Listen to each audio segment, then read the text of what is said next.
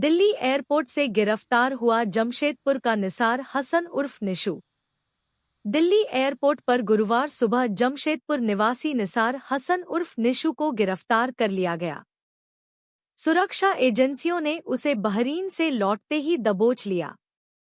निसार हसन पर जमशेदपुर में कई गंभीर आपराधिक मामले दर्ज हैं और वह लंबे समय से फरार चल रहा था। निसार हसन की गिरफ्तारी के बाद उसकी पत्नी ने एक बयान जारी किया है, जिसमें उन्होंने कहा है कि उनके पति को सही सलामत जमशेदपुर लाया जाए और कानून के तहत कार्रवाई की जाए। उन्होंने एनकाउंटर की आशंका जताई है। निसार हसन उर्फ निशु पर वर्ष 2022 में हुए कुख्यात गैंगस्टर गणेश सिंह पर बम हमले में भी शामिल होने का आरोप है।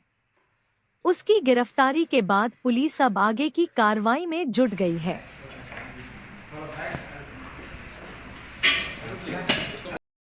अपराधी निसार हसन उर्फ निशु की गिरफ्तारी से संबंधित है। इनका जो क्रिमिनल हिस्ट्री है उसमें काफ़ी केसेस हैं इनके खिलाफ। दिनांक 27 अगस्त को मानगो थाना अंतर्गत एक ग्वाला बस्ती में इनके द्वारा पवन यादव को गोली मारकर हत्या कर दी गई थी और उसके बाद उस कांड के अनुसंधान में 9 लोगों की गिरफ्तारी हुई थी, पर ये फरार चल रहे थे। इसके बाद फिर मानगो थाना अंतर्गत राजा सिंह की हत्या में भी इसका हाथ पाया गया था और उनके बाद लगातार इसको गिरफ्तार करने की कोशिश जमशेदपुर पुलिस के द्वारा की जा रही थी। फिर बोड़ाम क्षेत्र में आशुतोष ओझा के ऊपर गोली मारकर उसको घायल करने का प्रयास किया गया और अमरनाथ सिंह गिरोह के कई सदस्यों के साथ मिलकर कई जमीन कारोबारियों से रंगदारी एवं उनको धमकी देना, इस तरह की जो घटनाएं हैं वो सामने आई और उस पर FIR रजिस्टर की गई थी। पिछले 4-5 साल में इनके ऊपर सोनारी, बिष्टुपुर, मानगो, ओलीडी, बोड़ाम जैसे थाना क्षेत्रों में इनके ऊपर काफ़ी FIR रजिस्टर की गई है। उसके बाद ये अपराधी लगातार फरार चल रहा था।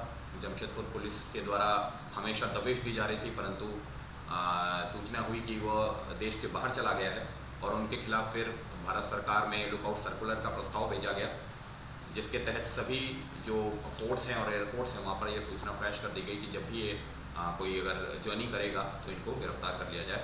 उसी तहत ये बहरीन से वापस आ रहे थे और उसके बाद दिल्ली एयरपोर्ट पे इनको डिटेन कर लिया गया इमिग्रेशन के प्रोसेस में और उसके बाद जमशेदपुर पुलिस को इतनी इन्फॉर्मेशन दी गई और हमारी टीम के द्वारा इनको ट्रांजिट रिमांड से यहाँ लाया गया है और इनको विधिवत गिरफ्तार कर लिया गया है।